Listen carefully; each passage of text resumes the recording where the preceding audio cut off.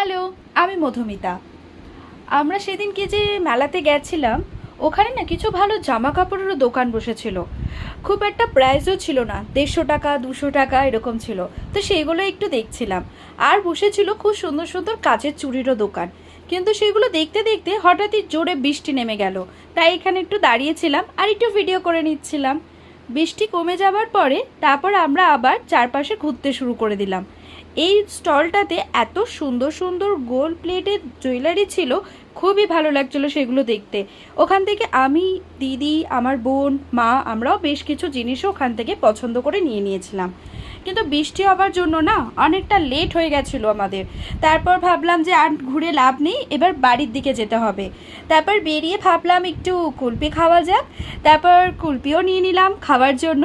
তারপর আমরা আস্তে আস্তে বাড়ির পথে রওনা দিলাম। তো ভিডিওটা এইটুকু। যদি তোমাদের ভালো লাগে, লাইক, কমেন্ট আর শেয়ার করে দিও। বাই।